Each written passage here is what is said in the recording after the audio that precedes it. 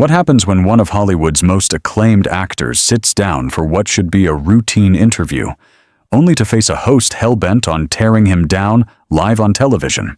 What you're about to witness is one of the most tense and unforgettable moments in daytime TV history, a moment where professionalism disappeared and viewers got a front-row seat to the raw, unfiltered side of celebrity interviews. Subscribe, drop a comment, and stay tuned, because this story escalates with every passing second. The studio lights blazed as Javier Bardem took his seat in the familiar orange chair on The View set. An Academy Award-winning actor, Bardem had appeared on countless talk shows over the years, promoting everything from gripping dramas to blockbuster hits. Today was meant to be different, a casual chat about his latest project, his humanitarian efforts, and perhaps a little light-hearted talk about his family life with Penelope Cruz. What he didn't expect was to become the target of one of the most aggressive interviews in the show's history. Joy Behar sat directly across from him, a familiar glint in her eyes. Seasoned viewers of The View knew that look. It was the same expression she wore when she was ready to pounce on a politician or exploit a guest's weakness for ratings. Today, Javier Bardem was in her crosshairs. "So, Javier," Joy began, her voice sharp enough to put the co-hosts on alert. "You've been very vocal about certain political issues lately. Some might say, too vocal for someone who doesn't even live in this country full-time." Bardem's eyebrows lifted slightly, a polite smile lingering on his lips. "Well, Joy, I think as human beings, regardless of nationality, we all have a responsibility to speak out against injustice wherever we see it." "Injustice?" Joy leaned forward, her tone cutting. "Is that what you call it when Americans disagree with your European perspective on how we should run our country?" The other co-hosts exchanged uneasy glances. Whoopi Goldberg shifted uncomfortably. Sarah Haynes looked like she wanted to disappear under the table. Even the audience seemed to sense the sudden shift in energy. Bardem kept his composure, though a subtle tension in his jaw betrayed his calm exterior. "I think there's been a misunderstanding, Joy. I've never told Americans how to run their country. I've simply expressed concern about policies that affect people worldwide, including my own home country of Spain." "Oh, please," Joy scoffed dismissively. "Spare me the diplomatic answer. You actors think that memorizing lines and looking pretty on camera makes you experts on politics. Why should anyone care what you say about anything beyond entertainment?" The tension in the studio was palpable. Bardem's publicist in the green room was frantically trying to alert the producers. This was supposed to be a soft interview about a film, not an ambush on his political views. "Joy, I think you're mischaracterizing what I've said," Bardem replied, his Spanish accent deepening as his composure began to crack. "Journalists ask me questions about current events, and I answer honestly. I've never claimed to be an expert on anything other than my craft." "Your craft?" Joy laughed, but there was no humor in it. "Let's talk about your craft, your latest movie, another one of those pretentious foreign films no one actually watches. Tell me, Javier, do you ever make movies regular people can understand, or are you too good for that?" Even Whoopi looked uncomfortable now. "Joy, maybe we should focus on the positive aspects of Javier's work," she interjected diplomatically. "No, Whoopi, this is important," Joy pressed on. "Here we have someone who comes on American TV, criticizes our policies, makes movies most Americans couldn't care less about, and then expects us to treat him like a cultural ambassador. I'm curious about the disconnect." Bardem's hands, once resting calmly on his lap, now clenched tightly. "Joy, with all due respect, I came here to talk about a film that explores universal themes: family, love, loss. I'm not sure why you're making this personal." "Personal?" Joy's voice rose. "What's personal is foreign celebrities thinking they can lecture us about morality while living in ivory towers. What's personal is benefiting from American entertainment dollars while constantly criticizing American values. The audience murmured audibly, some uncomfortable, others clearly drawn to the drama. Bardem glanced around, perhaps wondering if this was some elaborate hidden camera prank. "I have never criticized American values," he said firmly, his voice rising for the first time. "I've criticized policies, and I have every right as a human being to do so. Many Americans share those same concerns." Joy pounced immediately. "So now you speak for Americans too? That's rich. A Spanish actor, more often in Madrid than Los Angeles, thinks he knows what Americans are thinking." "Joy, that's enough." Whoopi finally intervened, trying to regain control. "No, Whoopi. Viewers deserve to know where their entertainment dollars are going," Joy shot back. "When you buy a ticket to one of Javier's movies, you're supporting someone who thinks Americans are too ignorant to understand complex issues, too violent to solve problems peacefully, and too blind to see the world like enlightened Europeans." Bardem's face paled as the tension reached its peak. "I have never said any of those things, Joy." Javier's voice was steady but firm. "You're putting words in my mouth I never spoke." "Oh, so now I'm a liar too?" Joy's voice climbed, dripping with incredulity. "This is typical American television. Insult our intelligence, criticize our country. And then, when someone calls you out, suddenly, we're the problem." The show's director was now frantically trying to regain control. Segments about Javier's humanitarian work and upcoming projects had been completely derailed. What should have been a 15-minute interview was spiraling into a 30-minute confrontation, leaving everyone in the studio tense. Javier stood abruptly, his chair screeching against the floor. "I think there's been a serious misunderstanding here. I came in good faith to talk about my work, and you've turned this into a personal attack." Joy leaned back, smirking. "Oh, so now when someone asks you tough questions, you can't handle it? That's the problem with Hollywood types. You're used to everyone kissing your feet and telling you how amazing you are." The studio fell into a heavy silence, the kind that grips you when something feels too raw for public eyes. Javier's hands trembled slightly, anger and disbelief simmering beneath his composure. "I don't run from tough questions, Joy," he said, controlled fury in his voice. "But this isn't journalism. It's character assassination. You've created a narrative about me that isn't true, and you're using your platform to spread it." Joy's eyes glinted with predatory satisfaction. "Character assassination?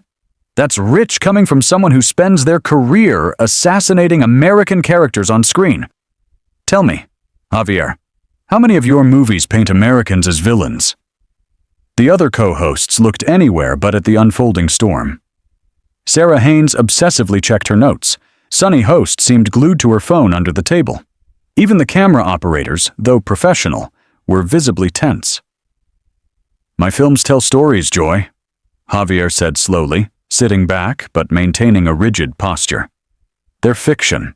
They explore human nature, not political agendas. The fact that you can't separate an actor from the characters he plays says more about you than it does about me." Joy bristled. "Oh, so now I'm stupid. First I'm a liar, now I'm stupid. This is exactly what I mean. Elite Hollywood types thinking they're smarter than everyone else." "I never called you stupid," Javier replied firmly. "But I am calling you unprofessional. This interview has been an ambush from the start. You clearly had an agenda before I walked in." Joy froze, momentarily speechless. "Unprofessional?" she sputtered. "I've been doing this job since before you set foot in Hollywood. I've interviewed presidents, world leaders, actors who thought they were too good to answer real questions. The difference? They had the maturity to handle it." Whoopi finally interjected. "Joy, we need to redirect this conversation. Viewers tuned in to hear about Javier's film, not watch a political battle." "No, Whoopi, this is important. Viewers need to know who they're supporting when they buy tickets," Joy shot back. "They need to know these people look down on them, think their opinions don't matter, and believe fame gives them the right to lecture the world. Javier's composure finally broke. That is absolute nonsense, Joy. I have never looked down on anyone. I grew up in a working-class family in Spain. My father was a welder, my mother cleaned houses. I understand what it means to work for a living, and I've never forgotten where I came from. Oh, please, Joy scoffed. The poor boy from Spain routine? How convenient. Tell me, Javier, when was the last time you cleaned a house? Paid rent? Lived like the people you claim to understand? The audience visibly reacted, some shaking their heads, others embarrassed at the raw confrontation. My success doesn't erase my past, Javier said quietly, though his voice carried clearly across the studio. And it doesn't disqualify me from having opinions about the world. What you're suggesting, that only poor people can care about social justice, is absurd. Joy leaned forward, sensing vulnerability. Social justice? Is that what you call it? Criticizing American foreign policy while living in luxury? Making films that portray American soldiers as criminals and murderers? I have never made a film portraying American soldiers as criminals, Javier shot back, his accent thick with emotion. You're confusing me with others. You're fabricating things to support your argument. Am I? Joy's voice dripped with sarcasm. Or are you just uncomfortable being called out for your anti-American bias? Maybe you've made so many films criticizing this country that you can't even keep track. The studio director frantically signaled for a commercial break, but Joy remained laser-focused on her target. Javier scanned the room, as if searching for someone, anyone, who could restore sanity. Joy, I need you to name one specific film where I portrayed American soldiers as criminals, he said, voice rising once more. Just one? Javier demanded, standing tall, his voice sharp. Because you're making serious accusations about my work, my character, and I have the right to defend myself. Joy paused for a heartbeat. For a fleeting second, it seemed she might realize she'd gone too far. But instead, she doubled down. I don't need to provide you a bibliography of your own work, Javier, she shot back. The pattern is obvious.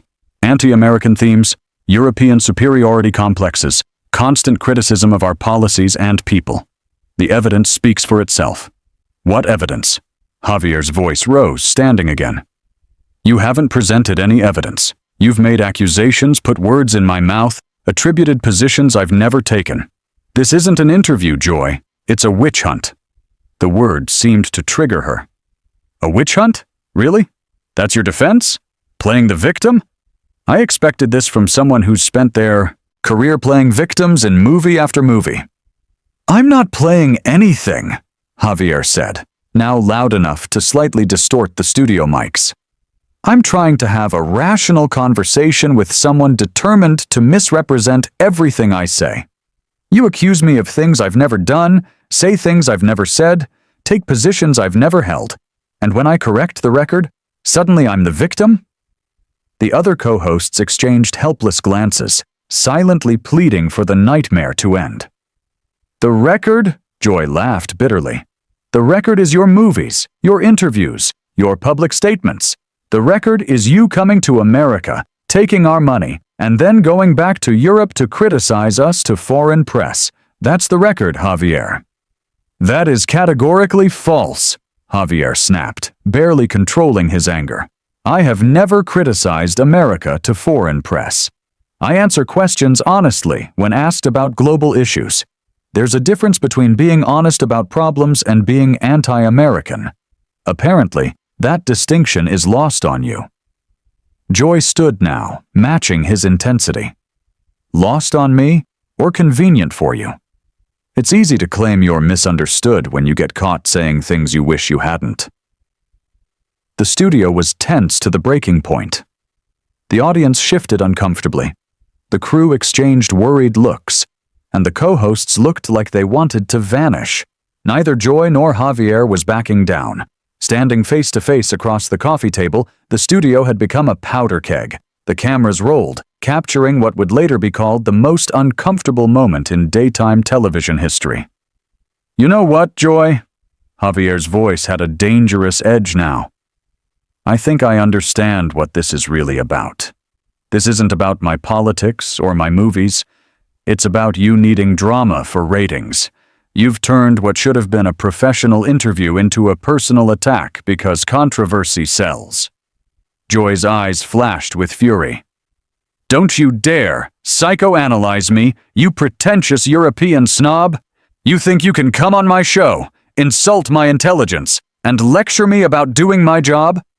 Your job," Javier shot back, completely losing his composure. "Your job is to interview guests, not ambush them with false accusations. Your job is to inform your audience, not spread misinformation about people you politically disagree with." The audience gasped audibly. Several in the front rows raised their phones to record, ignoring the rules. The energy in the room had shifted from tense to explosive. "False accusations?" Joy's voice carried through the studio, echoing and feeding back slightly. "Everything I've said about you comes from your own public statements. If you don't like how your words sound when repeated back, maybe think before you speak." "Quote me," Javier demanded, pointing directly at her. "Right now. Quote one specific statement I've made that supports anything you've accused me of. Just one." Joy faltered, caught off guard. But instead of admitting she couldn't, she pivoted to another personal attack. "I don't need to play your little games, Javier. Your attitude, your arrogance, your condescension tells viewers everything they need to know about who you really are beneath all that Hollywood polish." "That my attitude?" Javier's voice cracked with disbelief. "My attitude is the result of sitting here for 20 minutes while you systematically attack my character, my career, my integrity, my background. What did you expect? That I'd just sit here and smile while you destroy my reputation on national television?" Whoopi finally stood, clearly at her limit. "Okay, both of you, sit down. This has gone way too far." But Joy wasn't finished.